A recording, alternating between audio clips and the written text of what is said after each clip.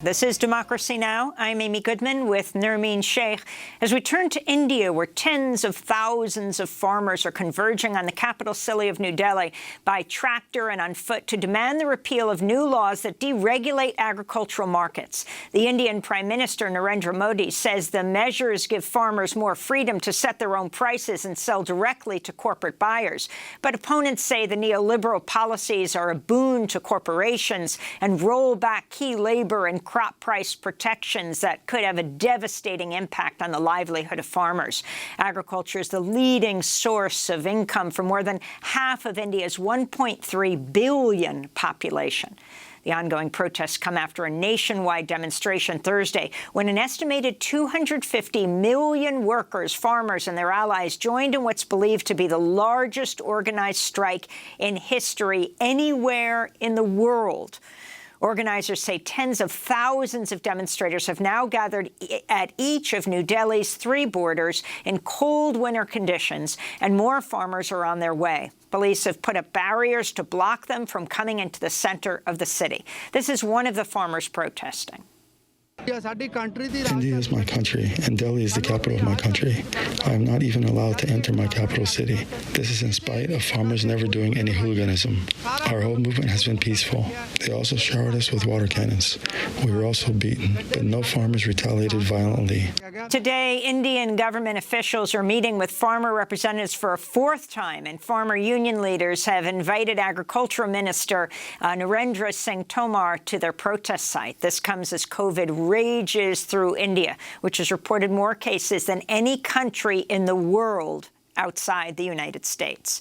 For more, we go to Mumbai to speak with Sainath, longtime Indian journalist, founder of People's Archive of Rural India, or PARI. It's great to have you back again. You used to write for The Hindu and you used to write for The Times of India. You're an award-winning journalist, but felt that the majority of people were not being heard and you wanted to give voice to the voiceless. Talk about this most significant protest, the largest, it's believed, the largest organized protest in world history. Sainath.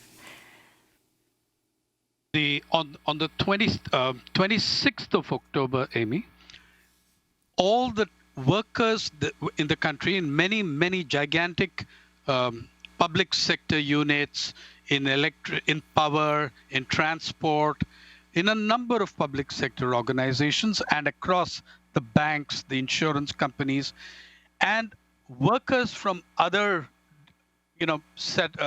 departments ceased work and went out. And it's interesting, they were protesting against a new set of labor codes, absolutely vicious codes that have been rammed through Parliament. But the working class out on the streets endorsed the demands of the farmers at Delhi.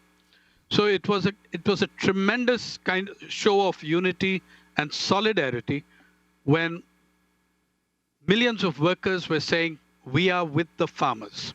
So that was one extraordinary thing. That was on the 26th of October. The farmers now, I think that maybe there's 200,000 to 250,000 of them on 5 points on the Delhi border. The government approach to them is actually extremely callous and very, very aggressive. On the one hand, they're putting out some stuff for the media saying, we're talking to them, they want to solve this problem. On the other, the Prime Minister is making speeches in his own constituency that this entire thing is a conspiracy by the opposition. Now, if you need to know how deep this problem is biting in the farmers, as of yesterday, Punjab, which is a famous state for athletics in India, the Olympians, those athletes of Punjab who have won multiple medals at the Commonwealth, National Games, and have participated in the Olympics, are planning to throw their medals back at the government on the 5th of December. Many artists and poets and others are returning their civilian awards. So this is slated for the 5th, and the government has no sign of shame about it at all. It is trying to look like the reasonable host. At the same time, it has put up barricades, barbed wire.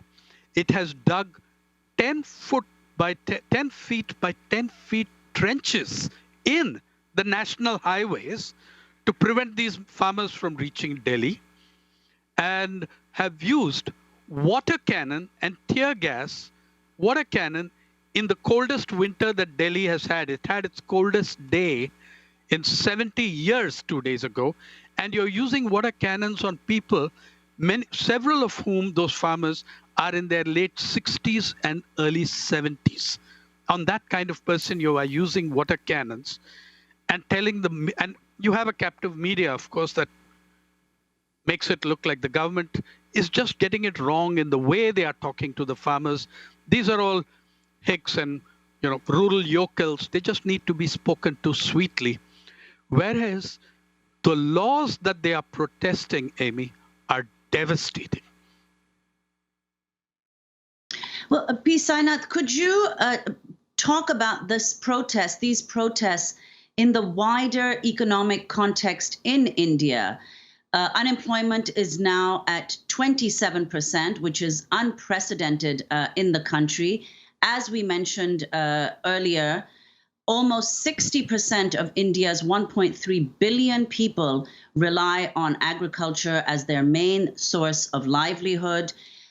In just 2 years, from 2018 to 2019, over 20,000 farmers died by suicide.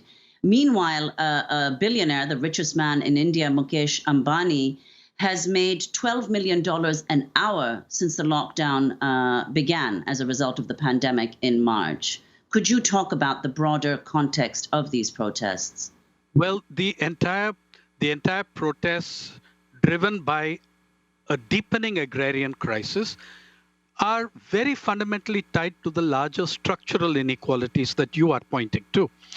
In just 4 months of the pandemic, just up to July, not only Mr. Ambani, but the entire bunch of Indian billionaires, dollar billionaires, there's about 120 of them, added 35% to their wealth, 1/3 to their already considerable wealth, and it's now around $485 billion cumulatively. Mr. Ambani went from being the richest Indian and the 19th richest person in the world.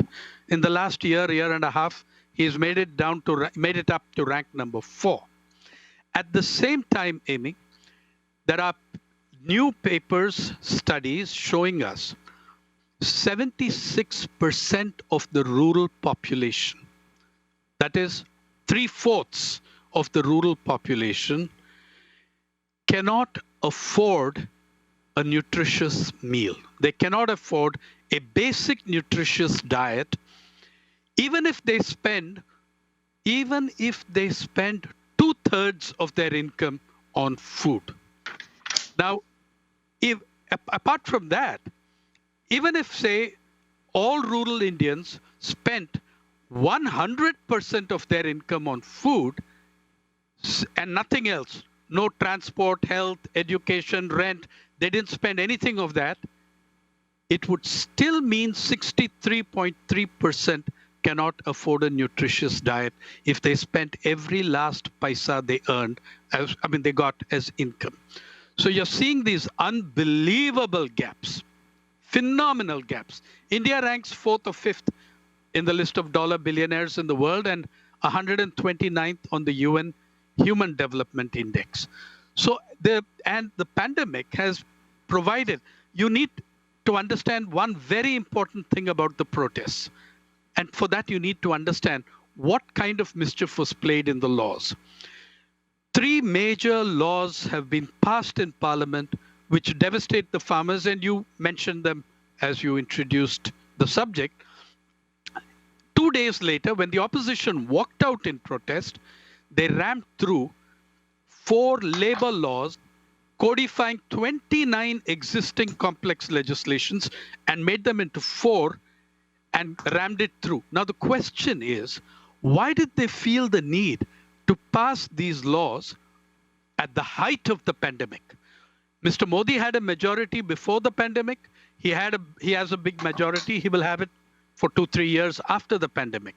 The reasoning was These blokes are on their knees now. They can't organize. They can't hit back. And in fact, many leading neoliberal intellectuals, economists, and journalists, editors, incited the government, saying, never waste a good crisis. Paraphrasing Winston Churchill, by the way, badly. Never waste a good crisis. This is India's second 1991 moment when we embrace the world of neoliberalism. This is the time to ramp through aggressive next generation reforms. And the government, believing that, went for this action, not understanding the resolve of these farmers who have come back massively at the government. Just one clause I want to read you from the laws. You will not believe, I don't know, you can tell me if you've ever read laws in a democratic nation which have a clause like this. Not only have they ramped through these laws, on prices, on contract farming, on essential commodities, they have included this clause in one of the most important of these laws.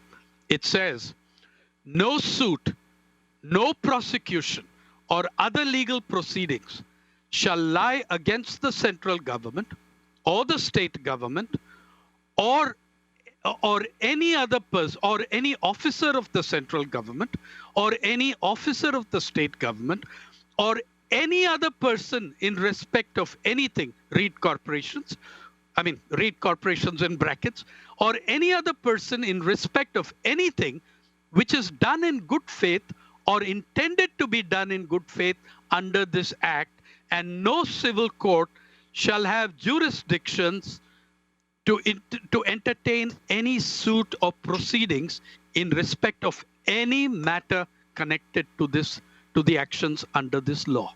Have you read many laws like that in a democratic country? Yeah. So they have taken away the legal recourse of the citizen.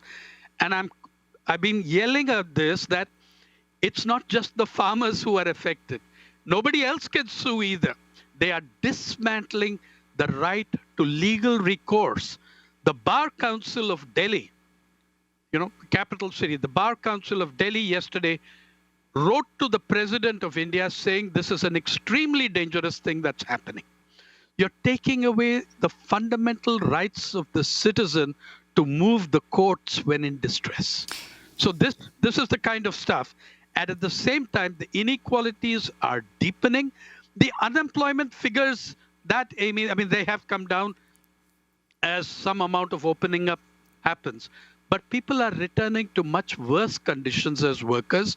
We have tampered with the gold standard of labor law, which used to be 8 hours a day. Now you can have 12 hours a day without overtime for the last 4 hours. It'll be at a pro rata thing. You are having a massive, massive class divide in what's happening, with the top 0.01% adding phenomenally to its wealth and a huge amount of distress at the bottom end. I want to go to a clip of Narendra Singh as we talk about COVID and the effect of the pandemic on India. He used to run a food stall in Andhra Pradesh. He explained to your news organization, to PARI, the People's Archive of Rural India, how his family's been affected by the lockdown. Before the lockdown, our days would go like this. We would wake up at 4 in the morning and start to make puris. 4 hours would go in just making these puris. From 3 in the afternoon to 10 at night, we used to do business. By 11 in the night, I would reach home. Then from the next day, this same work, Sergi. Before work was going well, we were eating properly. I could take care of my parents too. Since the lockdown began, I have been in deep trouble. So, P. Sainath, could you talk about what the situation with lockdown in India is, and the fact that the mortality rate there from the coronavirus is apparently reportedly much lower than the mortality rate, certainly than here in the US, but also Europe? It may be lower than that of the US, but the numbers we have on COVID-19, on infections, on the fatality rates are extremely suspect, barring 1 or 2 states which are very good at following up, tracking, tracing, like a state like Kerala, which has done much better. And a hell of a lot of the testing, I mean, we are doing very low levels of testing, and you will get lower numbers. Second, much of the testing, the bulk of the testing in many states is done on rapid antigen basis, not on the RT-PCR.